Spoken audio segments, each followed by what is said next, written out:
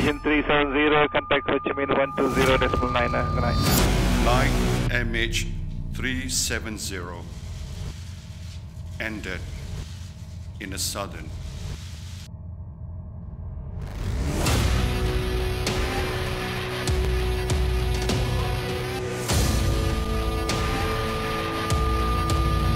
All 239 of the passengers and crew on board MH370 are presumed to have lost their lives.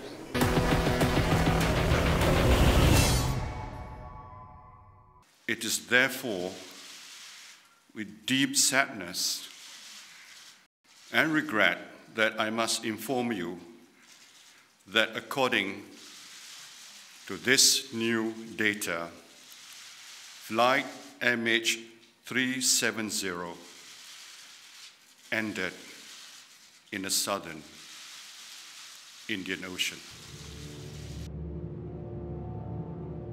Kertas siasatan misteri kehilangan MH370 tidak pernah tertutup.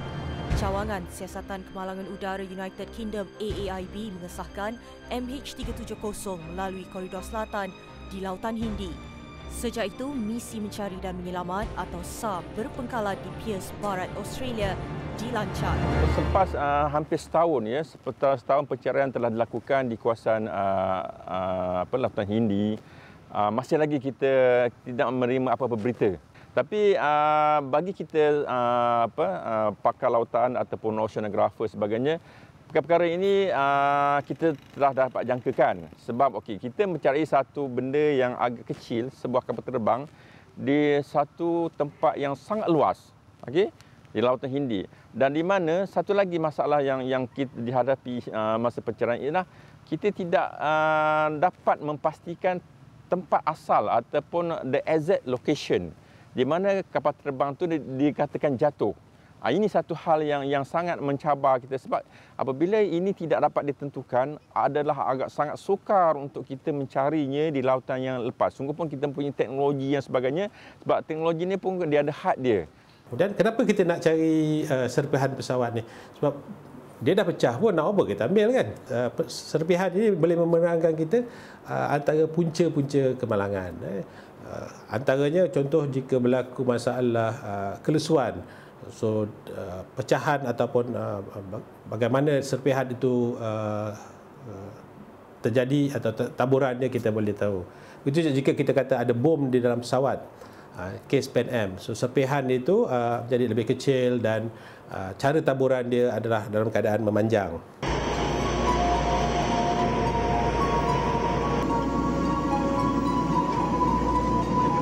Pada 2 April 2014, Perdana Menteri Malaysia ke Australia bagi meninjau operasi yang sedang dilakukan oleh 26 negara. Dengan kedalaman purata 3,657 meter, Lautan Hindi merupakan laut ketiga terbesar di dunia. Hasil petunjuk serpihan yang dicerap dari imej satelit, Lembaga Keselamatan Maritim Australia AMSA terus menyelaras usaha mencari dan menyelamat dengan bantuan Angkatan Pertahanan Australia, Tentera Udara New Zealand dan Tentera Laut Amerika Syarikat.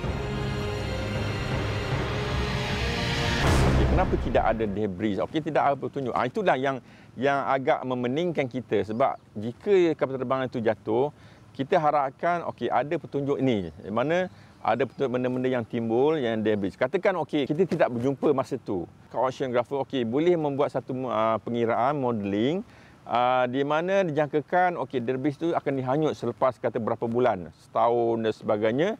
Dihanyutkan dia boleh oleh arus, oleh tindakan angin sebagainya, kita boleh buat mooring dan kita boleh dapatkan jarak ataupun tempat-tempat yang tertentu. Estimate tempat yang katakan mungkin di pantai Australia, di pantai Indonesia ataupun di mana-mana saja, dan di sinilah mungkin kita boleh berjumpa dengan debris. Tapi sehingga sekarang tidak satu pun debris masa kita jumpa. Jadi inilah satu saya kata agak sukar bagi kita apabila kita tidak mempunyai petunjuk yang selain daripada ping daripada satelit itu untuk kita meneruskan pencarian. Pencarian objek turut dibantu 5 pesawat P-3 Orion Tentera Udara Diraja Australia, Korea Selatan, New Zealand serta Jepun. 2 C-130 Tentera Udara Diraja Malaysia, sebuah Illusion IL-76 China, sebuah P-8 Poseidon Tentera Laut Amerika Syarikat dan sebuah jet Gulfstream Jepun dikerah bagi menambah kekuatan SAR. Topografi lautan adalah bergunung-gunung. Kemungkinan bahagian itu akan jatuh di celah-celah jurang yang mana agak sukar untuk kita mengesannya. Dan begitu juga kita faham bahawa lautan luas, dia punya dasar adalah lembut sebab dia mempunyai very soft mud, dasar lembut. Kemungkinan bila dia jatuh dia akan tertanam terus, tertimbus terus sebagainya selepas tahun dan sebagainya. Dan inilah orang kata jika sekiranya masih adalah cabaran yang agak sukar bagi kita untuk mendapatkan. Sungguh pun kita menggunakan teknologi yang tinggi dan sebagainya, tapi masih lagi kadang teknologi tidak boleh mengatasi keadaan-keadaan seperti ini. Keadaan laut bergelora menyukar misi pencarian selama 2 bulan di kawasan Koridor Selatan. Kapal pertahanan Australia Ocean Shield berlepas dari HMAS Sterling dengan pengesan bunyi ping dan Bluefin 21 yang dipinjamkan Amerika Syarikat. Selain Bluefin 21, tow pinger locator TPL turut digunakan. Kedua-dua unit robotik air ini ditunda mengguna kapal Ocean Shield. Usaha mengesan kotak hitam diteruskan lagi dengan penggunaan jentera dasar laut Bluefin 21 yang berkeupayaan menyelam sehingga kedalaman 4,500 meter.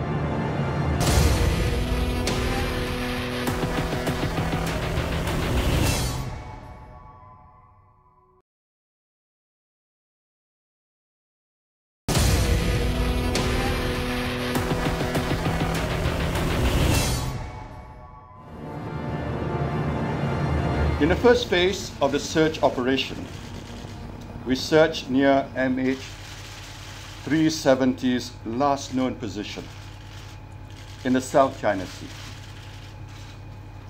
At the same time, it was brought to our attention by the Royal Malaysian Air Force that based on their primary radar and aircraft, the identity of which could not be confirmed, made a turn back. The primary radar data showed the aircraft proceeding on a flight path which took it to an area north of the Straits of Malacca. Shortly afterwards, near the border between Malaysia and Vietnamese air traffic control, the aircraft's transponder was switched off. We are ending our operations in South China Sea and reassessing the redeployment of our assets. We are working with the relevant countries to request all information relevant to the search, including radar data. Dalam fasa kedua pencarian MH370, Australia dan Indonesia mengetuai carian di kawasan masing-masing pada hari ke-9. Selain itu, Malaysia berhubung dengan 15 buah negara di sepanjang koridor utara dan selatan berikutan perubahan haluan pesawat yang mungkin disengajakan. Masa mula first turn back tu, dengan bahan api yang ada memang jauh sebagaimana yang tercatat lah. Jadi dari saya tidak ada sanksi dari segi jarak pesawat tu boleh terbang. Dengan syarat, dengan ada syarat lah tu. Syarat yang pertama, pesawat tu terbang pada ketinggian yang tinggi.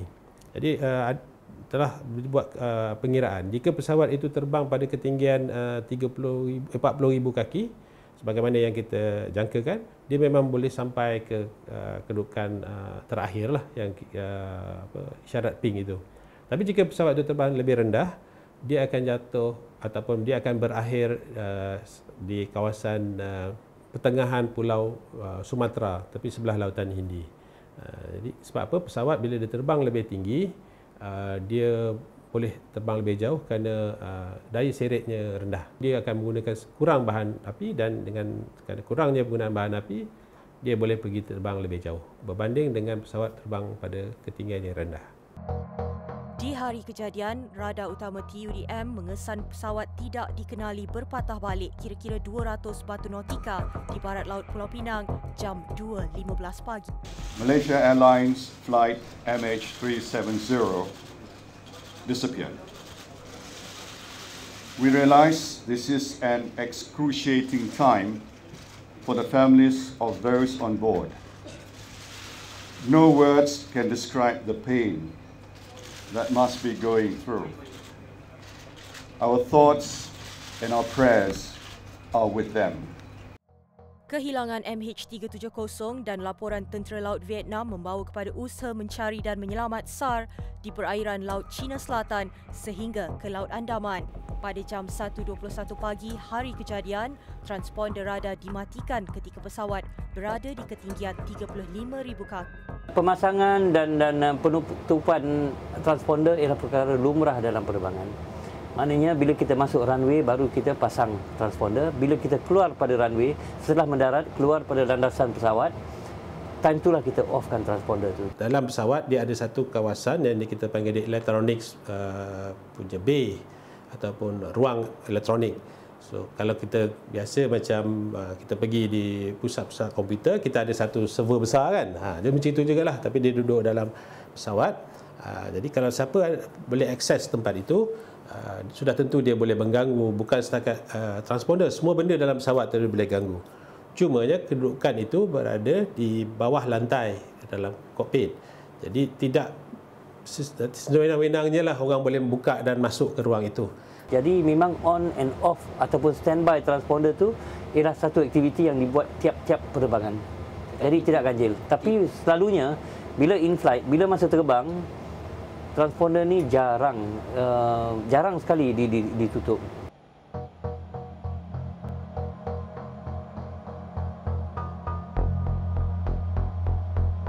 Pelbagai andaian dan cerita diperkatakan mengenai pesawat yang membawa penumpang daripada 14 buah negara ini. Namun, masih tiada jawapan yang boleh membuktikan spekulasi mahupun memuaskan hati seluruh masyarakat. Agak peliklah dari segi kes ini. Sebab kes ini sangat unik. Pertamanya, jika pesawat itu terhempas, biasanya dia akan serpihannya terbahagi kepada dua jenis. Satu serpihan yang kecil-kecil. Ini bermakna pesawat itu telah jatuh dengan impak yang sangat kuat. Saya ingat masa tu dia akan terbang cruising speed dalam 14 km 1 minit. 14 km 1 minit ataupun lebih kurang 860 km 1 jam. Dan ketinggian pada masa tu dikatakan 35,000 kaki. Ataupun cara yang kedua ialah jika pesawat itu jatuh dalam keadaan terkawal, iaitu dia mendarat beginilah, mendarat, dan biasanya dalam keadaan begitu pesawat ini akan patah pada ruang yang besar-besar. Dalam kes MH370 sampai sekarang kita tak jumpa serpihan. Jadi di situ yang sukar kita ketahui. Boeing 777-200ER dengan nombor pendaftaran 9MMRO ini antara 17 buah pesawat milik penerbangan Malaysia. Berlepas pada jam 12.41 pagi dan dijangka tiba di Beijing pada jam 6.30 pagi, malangnya MH370 hilang dari radar. Ia hanya sempat tiba di laluan titik Igari, sempadan kawalan ruang trafik udara.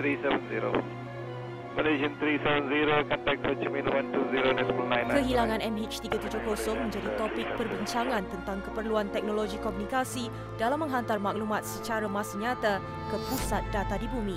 I believe that data from aircraft, including from the black box, could be continuously transmitted and stored in data centers on ground.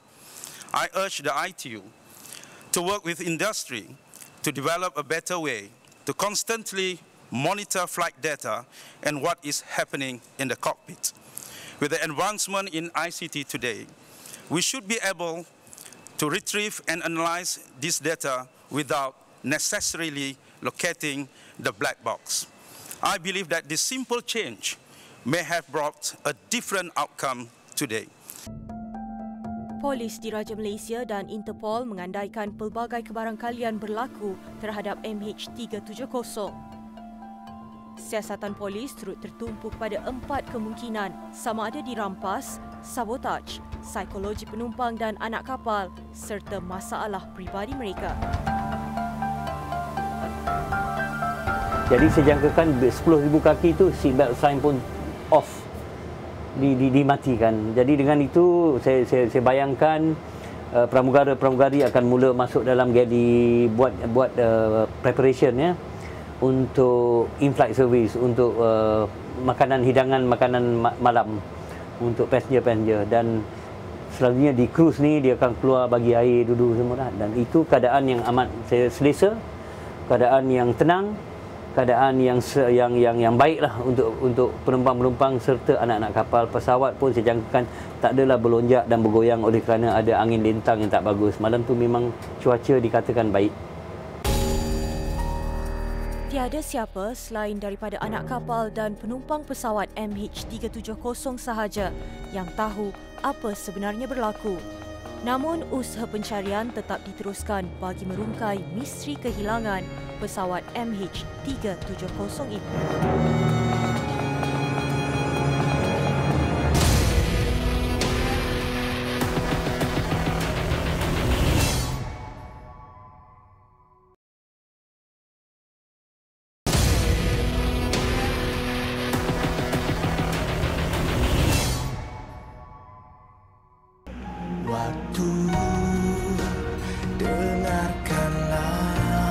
Suaminya Muhammad Hazrin Hasnan atau Rain berkhidmat selama 12 tahun antara 12 anak kapal MH370 yang masih hilang.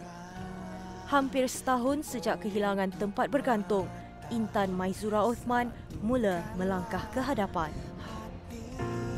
Sedih tu siapa tak sedih kan? Manusia. Kehilangan suami pula kan?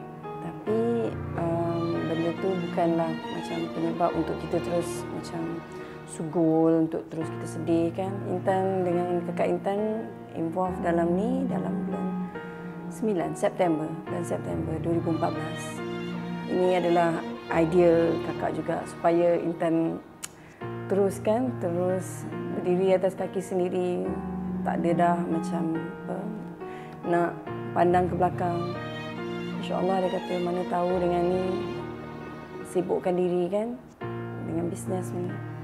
Jadikan malamku lebih indah, jadikan siangku lebih terang. Diberi nama oleh bapanya, Muhammad tidak pernah melihat wajah Hazrin.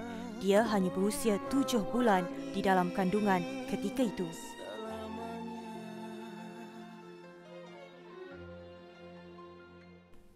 With the heaviest heart and deepest sorrow that on behalf of the government of Malaysia, we officially declare Malaysia Airlines flight MH370 an accident in accordance with the standards of Annexes 12 and 13 to the Chicago Convention, and that all 239 of the passengers and crew on board MH370 are presumed to have lost their lives.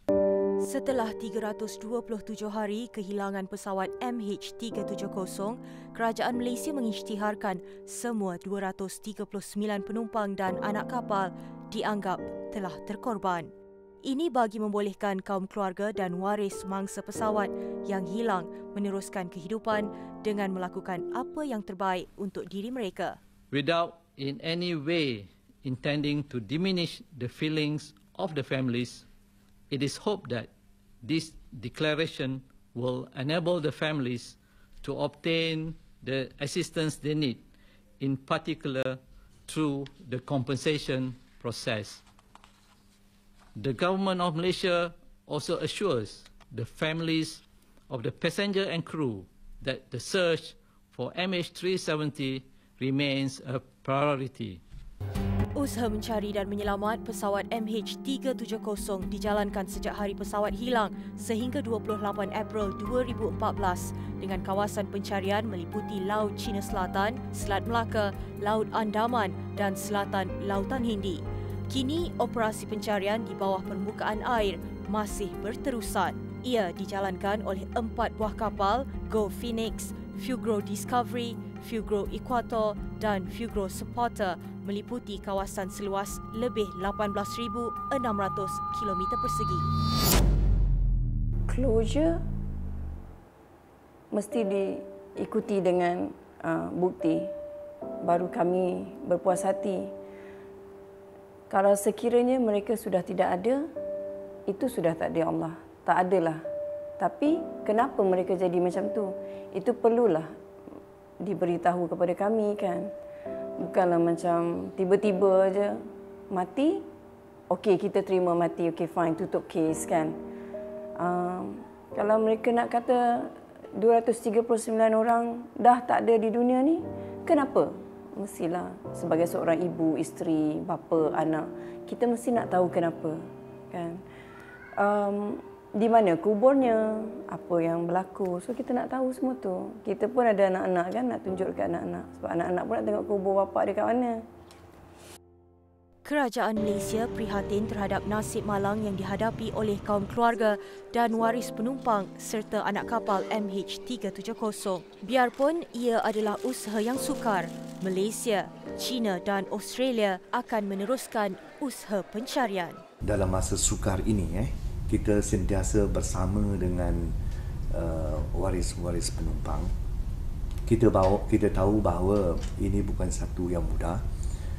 Mereka menghadapi tekanan yang begitu besar dalam tempoh ini, dan kita telah wujudkan jadual kuasa ahli keluarga untuk bersama-sama dengan mereka dan mendengar rintihan, pandangan dan aduan-aduan mereka untuk menghadapi masa sukar ini.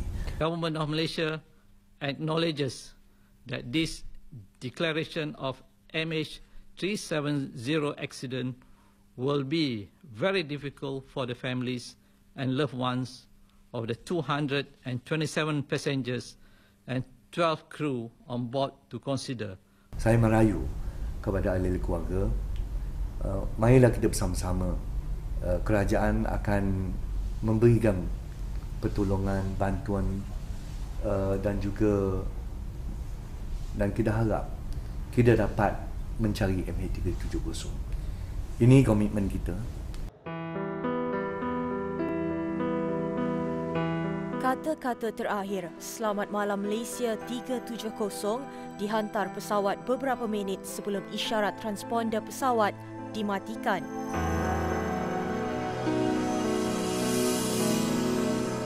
Sejak kehilangan, pelbagai spekulasi dan andaian diperkatakan sekaligus tragedi ini merubah sejarah industri penerbangan.